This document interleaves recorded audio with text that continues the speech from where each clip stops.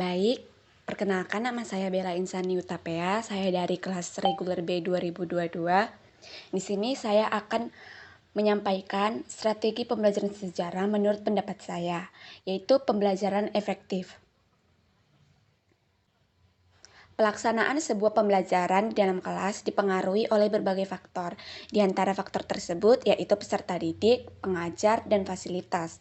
Sehingga dalam pencapaian tujuan pembelajaran, saat mengajar tiga faktor tersebut perlu dipertimbangkan. Harapan pengajar dalam pembelajaran yang dilakukan di kelas adalah informasi yang disampaikan dapat disimak dan dipahami oleh peserta didik. Efektivitas pembelajaran dapat terjadi jika kombinasi yang tersusun meliputi unsur-unsur manusiawi atau peserta didik dan guru, material yaitu buku, papan tulis, kapur, dan alat belajar. Fasilitas mencakup ruang kelas audiovisual. Dan proses pembelajaran saling melengkapi untuk mencapai tujuan pembelajaran.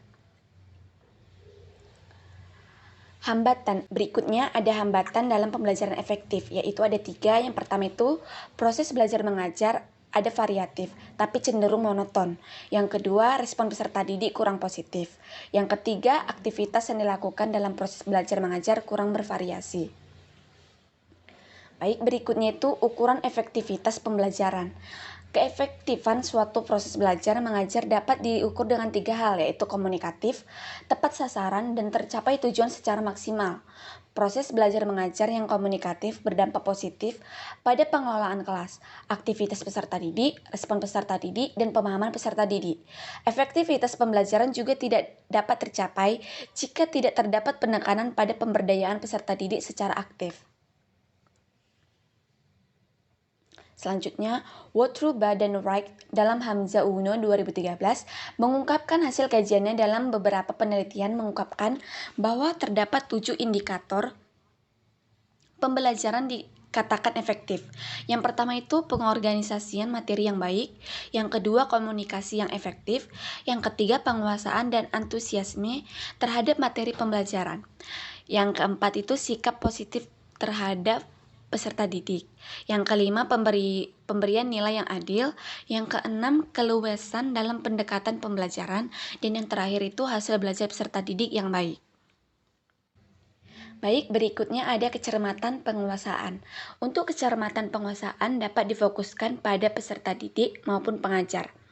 Peserta didik dengan penguasaan yang baik setelah pembelajaran itu berarti bertujuan pembelajaran sudah tercapai. Sedangkan bagi pengajar yang memiliki kecermatan penguasaan tergolong baik, hal ini merupakan modal utama dalam proses belajar mengajar untuk sampai pada tujuan pembelajaran yang ditetapkan. Berikutnya ada kecepatan untuk kerja. Kecepatan untuk kerja dapat diartikan sebagai kemampuan secara cepat untuk memperlihatkan atau mengaplikasikan hasil suatu pembelajaran dengan kecepatan untuk kerja di atas standar yang ditetapkan. Maka peserta didik mencapai tujuan pembelajaran secara maksimal. Berikutnya tingkat ahli belajar. Terkait dengan tingkat ahli belajar pada masing-masing peserta didik berbeda-beda, tergantung kematangan penguasaan materi masing-masing. Bagi peserta didik dengan penguasaan pembelajaran cepat tentunya memiliki tingkat ahli belajar yang cepat, karena untuk beralih pada pembelajaran berikutnya tak jarang dipengaruhi oleh pemahaman pembelajaran sebelumnya. Berikutnya ada tingkat retensi. Tingkat retensi adalah pemahaman atau penguasaan atau juga ingatan siswa terhadap materi dalam proses belajar mengajar.